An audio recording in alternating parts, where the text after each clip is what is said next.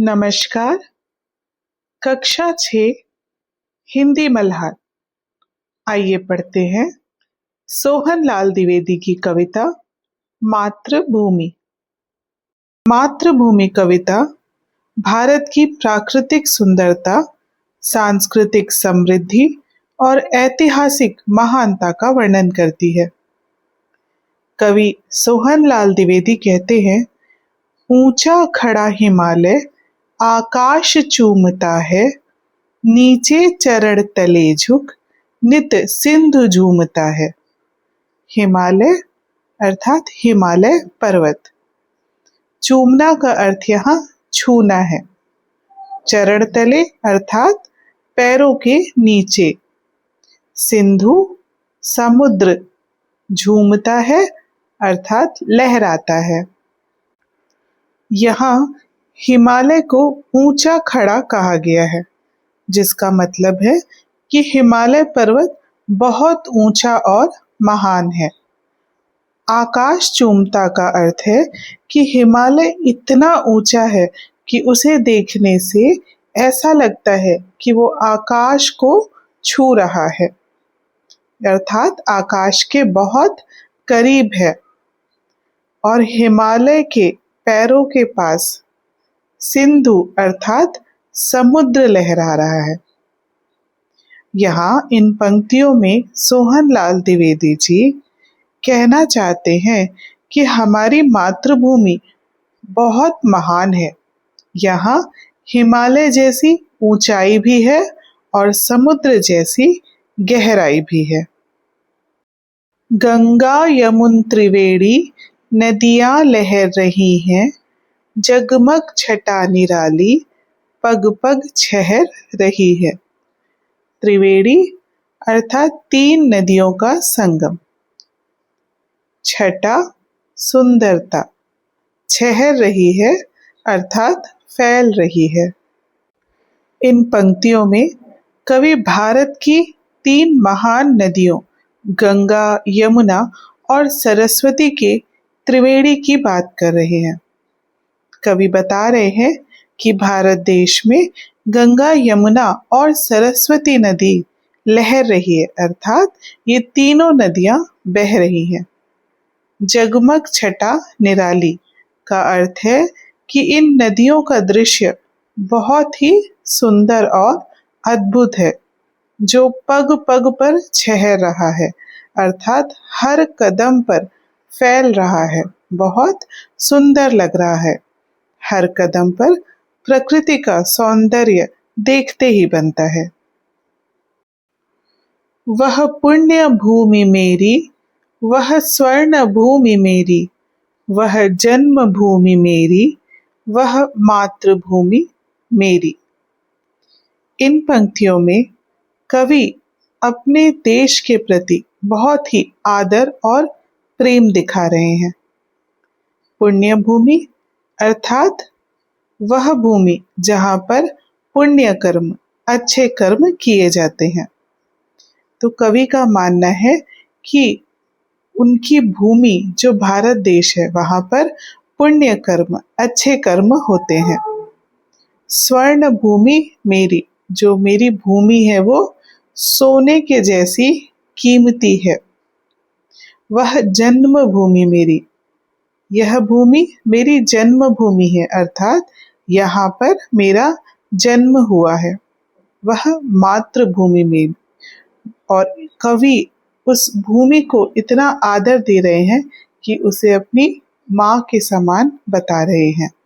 अपनी जन्मभूमि को मातृभूमि कहकर पुकार रहे हैं। झरने अनेक झरते जिसकी पहाड़ियों में, चिड़िया चहक रही है हो मस्त झाड़ियों में। इन पंक्तियों में कवि सोहनलाल द्विवेदी भारत के प्राकृतिक सौंदर्य का वर्णन कर रहे हैं। कवि कह रहे हैं कि यहाँ अनेक झरने झरते हैं, अर्थात बहुत सारे झरने बहते हैं। कहाँ बहते हैं? पहाड़ियों में बहते हैं। जब हम पहाड़ियों पर जाते हैं तो वहाँ हम बहुत सारे झरनों को बहते देख सकते हैं। चिड़िया चहक रही है हो मस्त झाड़ियों में। झाड़ियों में जहाँ हरियाली है, जहाँ पशु पक्षी खुशी से रह रहे हैं, यहाँ प्राकृतिक सुंदरता और शांति को दिखाया जा रहा है कि चिड़िया किस प्रकार उस हरियाली में, उन झाड़ियों में खुश होकर के मस्ती से खुशी के गीत गा रही है। यहाँ सब कुछ कितना सुंदर और मनमोहक लग रहा है। अमराइयाँ घनी है, कोयल पुकारती है, बहती मलय पवन है, तन मन संवारती है। अमराइयाँ अर्थात आम के बाग।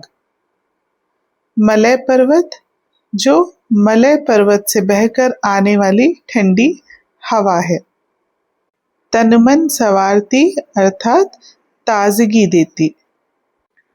इन पंक्तियों में कवि भारत के बाग बगीचों और वातावरण का वर्णन कर रहे हैं। वे कहते हैं कि यहाँ घनी अमराइयाँ हैं, अर्थात आम के घने घने बाग हैं। कोयल पुकारती है और उन वनों में हमें कोयल की आवाज सुनाई देती है। कोयल का मधुर स्वर सुनाई देता है। बहती मलय पवन है, जो मलय नामक पर्वत है, उस ओर से जो हवा भारत में बहती है वो बहुत ही शीतल है और ठंडी है।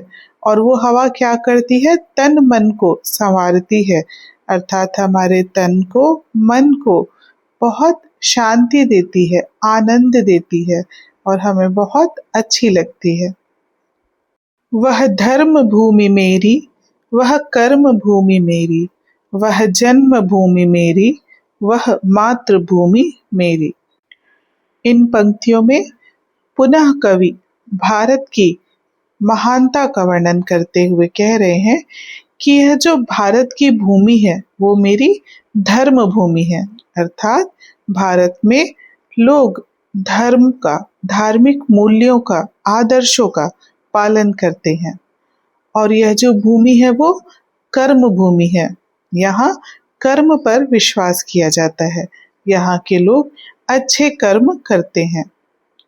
यह भूमि जो है वो कवि की जन्म भूमि है। उनका यहाँ पर जन्म हुआ है और भूमि उनकी माँ के समान है, इसलिए यह उनकी मातृभूमि है। जन्मे जहाँ थे रघुपति, जन्मी जहाँ थी सीता, श्री कृष्ण ने सुनाई वंशी पुनीत गीता। इन पंक्तियों में कवि सोहन लाल द्विवेदी भारत की महानता को स्पष्ट करने के लिए कुछ उदाहरण दे रहे हैं। कवि कहते हैं कि यह भूमि वही पवित्र भूमि है जहाँ रघुपति अर्थात भगवान राम का जन्म हुआ था। यहाँ पर ही सीता का भी जन्म हुआ था। यह वही पवित्र धरती है जहाँ श्री कृष्ण ने बंसी बजाई थी और संपूर्ण विश्व को गीता का पवित्र ज्ञान दिया था। गौतम ने जन्म लेकर जिसका सुयश बढ़ाया, जग को दया सिखाई, जग को दिया दिखाया। गौतम अर्थात भगवान बुद्ध। इन पंक्तियों में कवि भगवान बुद्ध की महानता को बता रहे हैं। कवि कह रहे हैं कि भारत भूमि वही भूमि है जहाँ पर भगवान बुद्ध ने जन्म लिया था और जिसके कारण भारत भूमि का सुयश अर्थात प्रसिद्धि और अधिक बढ़ गई थी। गौतम बुद्ध ने जग को दया सिखाई थी। दया अर्थात करुणा और प्रेम। गौतम बुद्ध ने संपूर्ण विश्व को दया, करुणा और सच्चाई का संदेश दिया था। जग को दिया दिखाया। दिया दिखाने का अर्थ होता है सही राह दिखाना। गौतम बुद्ध ने विश्व का अज्ञानता को दूर किया था और लोगों को सही रास्ता दिखाया था। वह युद्ध भूमि मेरी, वह बुद्ध भूमि मेरी, वह मातृभूमि मेरी, वह जन्मभूमि मेरी। इन पंक्तियों में कवि कह रहे हैं कि यह भूमि युद्ध भूमि है, अर्थात भारतवर्ष में इस भूमि पर बहुत से युद्ध भी हुए हैं। यह बुद्ध भूमि मेरी, और इसी भूमि पर महात्मा बुद्ध ने भी जन्म लिया है, अर्थात यहाँ वीरों ने बहुत युद्ध भी लड़े हैं और यहाँ पर बुद्ध जैसे शांति का संदेश देने वाले लोगों ने भी जन्म लिया है। इसलिए यह भूमि इतनी महान है जहाँ मैंने जन्म लिया है।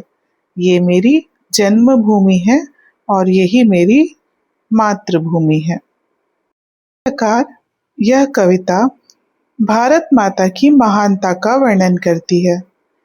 कवि ने हिमालय को आकाश छूने वाला और समुद्र को उसके चरणों में झूमता हुआ दिखाया है। गंगा, यमुना आदि नदियां इस भूमि को पवित्र बनाती हैं।